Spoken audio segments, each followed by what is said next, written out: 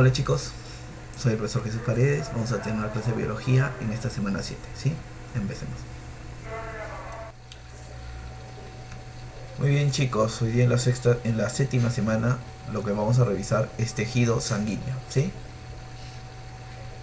El tejido sanguíneo, recordemos que también llamado sangre, es un tipo de tejido conectivo especializado, ¿sí? El tejido conectivo genera lo que es el tejido cartilaginoso, que forma cartílagos, el tejido óseo, que forma huesos, el tejido adiposo, que almacena grasa, y el tejido sanguíneo, que es la sangre. ¿Sí? Recuerda, todos son variedades del tejido conectivo. El tejido sanguíneo es un tejido líquido, es el único tejido líquido que presentamos, viscoso, que se encuentra circulando en los vasos sanguíneos, que son las venas, arterias y capilares, de forma regular y unidireccional. Unidireccional se refiere a que tiene solo una dirección, del corazón a los tejidos o de los tejidos al corazón, ¿sí? Y todo esto va a ser impulsado por el corazón. Vamos a revisar sus características. Primero, el color. El color de la sangre es rojo o roja, y eso se debe a un pigmento respiratorio, que es una proteína que se llama hemoglobina. La abreviatura hemoglobina es HB, ¿sí? Ahora, existen dos tonalidades del rojo en la sangre. El rojo escarlata o rojo brillante, que presenta O2. Como presenta O2, es sangre oxigenada y esto se transporta en las arterias. Y el rojo oscuro o púrpura, que tiene CO2, que se les dice sangre hipooxigenada, y circula en las venas. También habrás escuchado sangre arterial y sangre venosa. La sangre arterial tiene oxígeno y la sangre venosa tiene CO2, ¿sí? Color rojo. pH, que es el potencial de hidrógeno. La sangre tiene un pH ligeramente alcalino, entre 7.35 y 7.45, ¿sí? Ligeramente alcalino. Su volumen, o también llamado volemia, representa el 8% del peso corporal. Quiere decir que de tu peso, el 8% representa la cantidad en litros que tú tienes de sangre. Más o menos un varón presenta entre 5 a 6 litros y una mujer presenta entre 4 y 5 litros. Eso se debe un poquito más a la contextura, a la presencia de mayor cantidad de músculo a veces en los varones y en el mayor peso que algunos presentan. La viscosidad. La sangre es 4.5 a 5 veces más espesa que el agua. No es así como el agua menos viscosa, ¿no? Cuando tú ves el agua corre fácilmente. En cambio, cuando sale una gota de sangre, la sangre demora un poquito en correr, ¿no? Presenta esa viscosidad, ese brillo que se nota también, ¿no? Densidad. Su densidad es de 1054 a 1060 gramos por centímetro cúbico. Estos son datos de las características que presenta la sangre, ¿sí? Ahora veamos su función. La primera función es la función respiratoria, debido a que la sangre transporta oxígeno de los pulmones a los tejidos y CO2 de los tejidos a los pulmones. En esto van a ayudar las células del tejido sanguíneo. Específicamente, la que más ayuda es el glóbulo rojo. La función nutritiva, debido a que los glóbulos rojos también, aparte de transportar oxígeno, transportan nutrientes que son absorbidos en el tracto digestivo, y del tracto digestivo, ya que se han absorbido los nutrientes de los alimentos, estos son llevados a todas las células del cuerpo. Entonces, función nutritiva. Función excretora, va a transportar los desechos. Así como se transportan los nutrientes, también se puede hacer transporte de desechos para su eliminación. Esto se realiza desde los tejidos hasta los órganos excretores, que son los riñones o los pulmones, ¿no? En los riñones se excretan por medio de la orina, y en los pulmones lo que se lleva para eliminar es el CO2, que tiene que ser eliminado en la expiración. Función defensiva, que es por acción de los glóbulos blancos. Reguladora, porque regula la temperatura corporal y distribuye el calor al organismo. En todo el cuerpo hay sangre, entonces la distribución de la temperatura se va a dar gracias a ella. Función hormonal, que distribuye hormonas por todo el cuerpo. Hay que recordar que las hormonas son generadas en glándulas, y las glándulas liberan las hormonas en el flujo sanguíneo para que por la sangre lleguen al órgano específico en el cual van a ejercer su función, ¿sí? Función hormonal. Hemostasia, que evita la pérdida de sangre, la coagulación. Esto lo realizan las plaquetas. Entonces vamos a tener dentro de las funciones respiratoria, nutritiva, que lo cumplen el glóbulo rojo, excretora, que también ayuda al glóbulo rojo, defensiva lo realizan los glóbulos blancos, y hemostasia, recuerda, lo realizan las plaquetas, para que de ahí revisemos quiénes son. Ahí puedes ver un conducto y las diferentes células del tejido sanguíneo que podemos encontrar.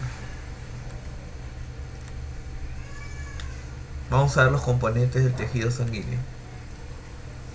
Si tú sacas un frasquito de sangre, ese frasquito de sangre se hace centrifugar.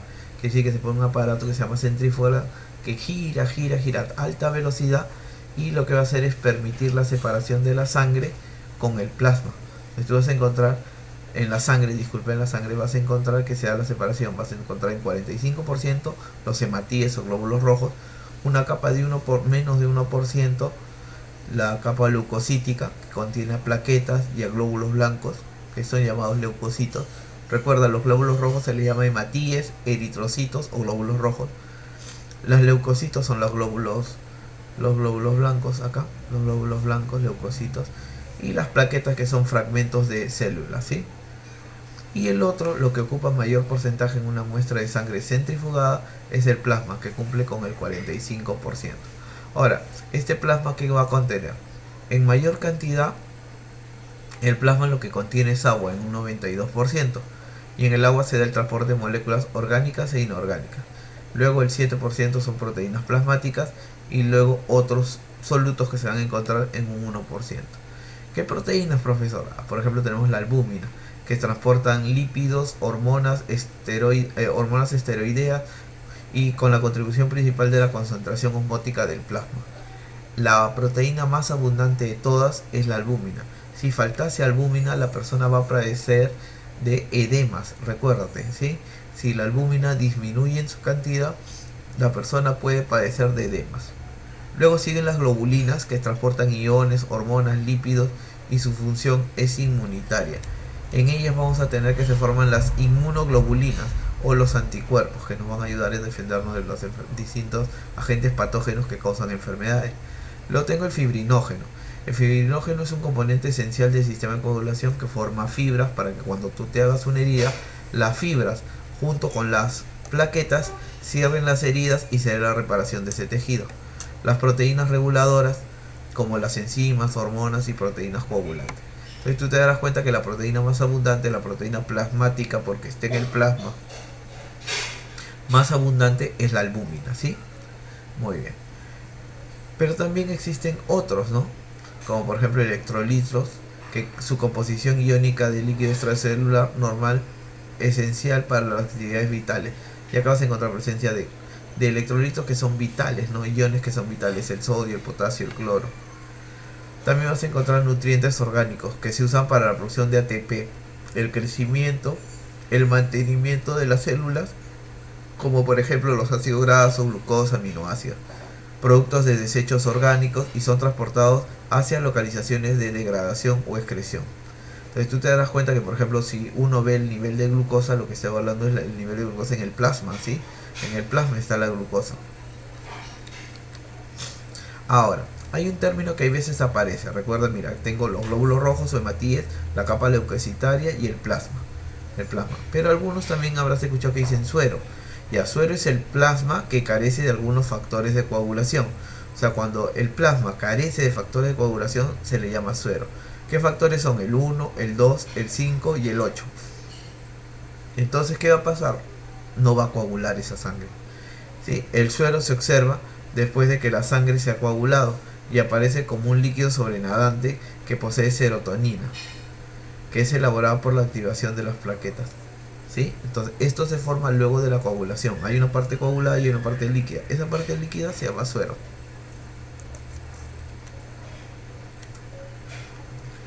Veamos a sus componentes, que ya vimos el plasma. Ahora veamos a sus otros componentes, que son los elementos figurados o elementos formes, ¿sí? Ahí tienes a los glóbulos rojos, eritrocitos o hematíes, a los monocitos, linfocitos, eosinófilos, basófilos, neutrófilos, que son tipos de glóbulos blancos o leucocitos, y también tienes a las plaquetas, que son fragmentos celulares. Los componentes de la sangre son los elementos formes, recuerda, o elementos figurados. Las células tenemos al glóbulo rojo, que ya te mencioné, también se le puede llamar hematíe o eritrocito. que su forma es bicóncava, sin núcleo, con hemoglobina. Los glóbulos rojos en los humanos, en los mamíferos, no presentan núcleo. Y eso se debe a que el gran tamaño que presentan y el transporte de nutrientes que tendría que hacer. Entonces el glóbulo rojo facilita y ayuda y lleva más oxígeno y lleva más nutrientes al no presentar núcleo. Por eso que es anucleada. Bicóncava te darás por su forma, ¿no? Función, se encarga del transporte de oxígeno unido a la hemoglobina hasta la célula. ¿Dónde se forma? Ahora hay que tener acá un criterio, que la formación de cualquier estructura, cualquier elemento forme o elemento figurado se llama hematopoiesis. La hematopoiesis es cómo es que se forman los glóbulos rojos, los glóbulos blancos y las plaquetas. En el caso de los glóbulos rojos, específicamente se llama eritropoiesis, y la eritropoiesis se da en la médula ósea roja.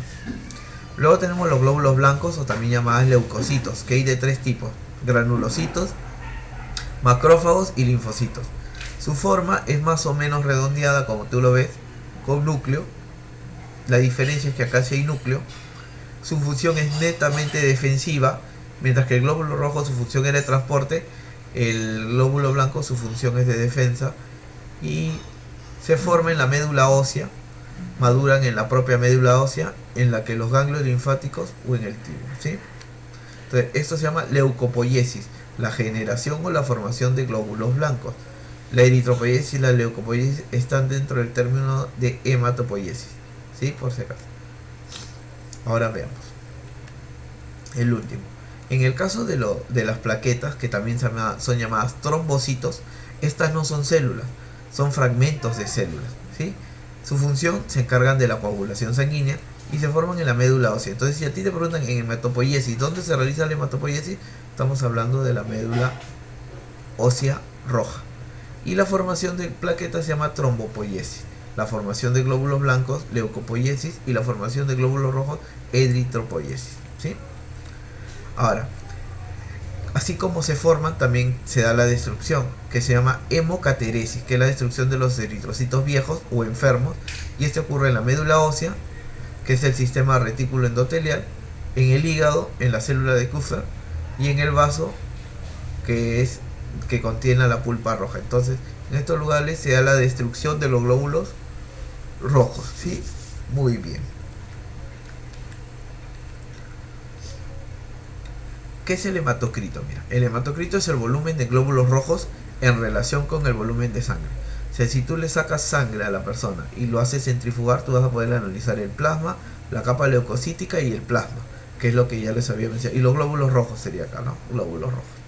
En una persona normal ya sabemos el porcentaje, pero si esto está menos del porcentaje, quiere decir que la persona tiene anemia, que su hematocrito está bajo. Y si tiene mucho, tiene una policitemia, que su hematocrito está alto. El hematocrito, más o menos, en un varón tiene que ser de 45% y en una mujer tiene que ser entre el 40 y 42%. Y en un recién nacido el hematocrito es 48%. En el HB, que es la hemoglobina, en el varón tiene que ser entre 14 y 16 y en la mujer tiene que ser entre 12 y 14. En un recién nacido la hemoglobina mide entre 16 y 18. Nace con bastante niveles de hemoglobina, ¿no? Los glóbulos rojos, que ya te indiqué, son llamados eritrocitos, hematíes. Existen una cantidad de 5 millones por mililitro cúbico en el varón y en la mujer 4 millones y medio de mililitros cúbicos. Los glóbulos rojos no se reproducen, por eso solo viven 120 días, ¿sí? Los glóbulos blancos, su cantidad se encuentra entre 5.000 por metro cúbico a 10.000 por metro cúbico. El aumento de leucocitos, la flechita hacia arriba significa aumento. El aumento de leucocitos es por culpa de una enfermedad, por mucha actividad deportiva también podría ser por leucemia. Por leucemia también podría ser. Después tienes el nivel bajo, se llama leucopenia. Nivel alto, leucocitosis, y nivel bajo, leucopenia, ¿sí? La leucopenia. Tiempo de vida de los glóbulos blancos va a ser variable. Algunos tenemos que de por vida nos van a acompañar. Ahora, hay propiedades que cumplen los glóbulos blancos. Por ejemplo, la diapedesis, que es la capacidad de atravesar vasos sanguíneos. Vamos a suponer que ha habido un problema en un órgano tuyo, entonces los glóbulos blancos van a tener que viajar hasta esa célula para poder ayudarte o hasta ese órgano. Entonces van a tener la capacidad de atravesar vasos sanguíneos, que se llama diapedesis. El movimiento ameboideo con pseudópodos para que el glóbulo blanco se pueda desplazar. La quimiotaxis es el movimiento orientado al estímulo. Se mandó una señal química que hubo una herida y entonces por eso está viajando los glóbulos blancos. Y la fagocitosis, que engloba al agente extraño y lo destruye. Entonces vamos a tener que estas son propiedades que presentan los glóbulos rojos, ¿sí? Propiedades que presentan los glóbulos rojos. Luego tienes a las plaquetas, también llamadas trombocitos. Ellas se encuentran en una cantidad de 150.000 por milímetro cúbico a 400.000 por milímetro cúbico. Ejemplo del aumento, el aumento de plaquetas se llama trombocitosis y eso sería producto de un infarto. Y la disminución de la cantidad de plaquetas se llama trombocitopenia y es hemorrágica, lastimosamente, ¿sí? Causa mucho daño. El tiempo de vida de una plaqueta es entre 7 y 12 días. También vamos a encontrar alguna propiedad que cumplen las plaquetas, que ya he mencionado antes, que es la hemostasia, que es evitar o detener la pérdida de sangre a través de un vaso dañado. Las plaquetas lo que van a generar es obstrucción, evitando que haya una hemorragia, ¿sí? Muy bien, el tema terminado. Espero que te haya gustado. Cuídate, bendiciones, un abrazo a la distancia y mantengamos el distanciamiento. Nos vemos.